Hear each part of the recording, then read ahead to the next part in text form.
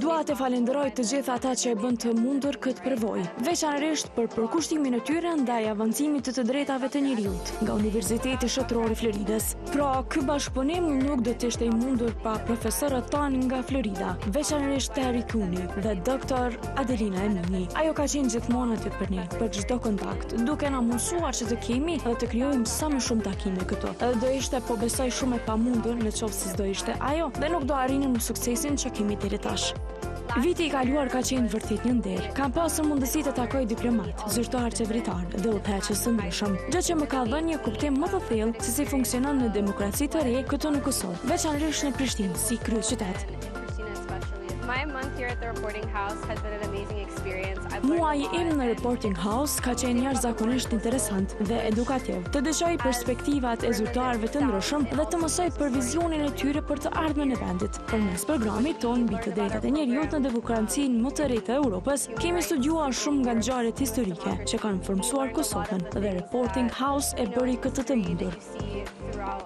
Të gjithë këtu kanë qenë tepër mikpetës dhe të sjellshëm. Kur erdha për herë të parë vitin e kaluar, nuk dija shumë për njerëzit apo kulturën, por u mirëprita me krah hapur. Ushqimi, njerëzit, traditat dhe kulturat kanë lënë një përshtypje të paharrueshme tek unë. Kjo ka qenë një përvojë e paharrueshme dhe jam e emocionuar të shoh se çfarë sjellë ardhmja në Kosovë, si dhe për miqësitë dhe lidhjet që kam krijuar këtu.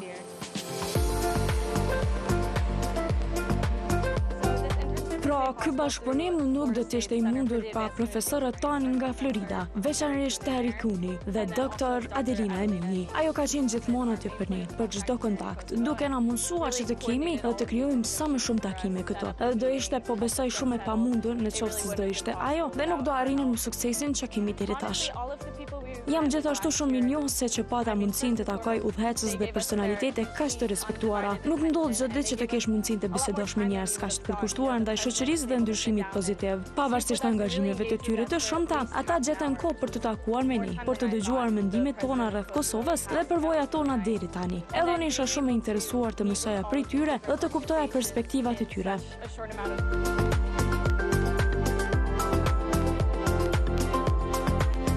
Program dhe kjo praktik u bën të mundura nga Qendra Avancimit të Drejtave të Njerëzit në Universitetin Shtetëror të Floridës. Programi është organizuar nga profesori Terry Cooney dhe personi kryesor i kontaktit Adelina Emini. Pa ta, kjo përvojë nuk do të ishte mundur. Ata na ndihmuan të organizonin takimet tona këtu në Kosovë dhe të krijonim lidhje me institucione e organizata të ndryshme. Adelina në veçanti kushtoi shumë kohë dhe energji kësaj përvoje, duke u siguruar që të ishim të përfshirë dhe të angazhuar gjatë qëndrimit tonë në Kosovë. Jam gjithashtu shumë mirënjohëse që pata mundësinë të takoj udhëheqës dhe personalitete kaq të respektuara. Nuk ndodh çdo ditë të kesh mundësi të bisedosh me njerëz kaq të përkushtuar ndaj punës dhe shoqërisë. Jam mirënjohëse për mundësinë që të punoj në monitorimin e zonjës Feride Rushiti. Ajo është një frymëzim i vërtetë dhe bën një punë të jashtëzakonshme për të ndihmuar njerëzit dhe komunitetet në nevojë. Nga kjo përvojë kam mësuar se drejtësia është shumë më tepër se sa ndjekja penale e autorëve të krimit. Drejtësia kërkon gjithashtu kujdes afatgjat, mbështetje dhe rehabilitim për të mbijetuarit. Ndihem me fat që kam qenë pjesë e një institucioni që punon çdo ditë për të mbështetur komunitetet e prekura dhe personat që kanë përjetuar dhunë.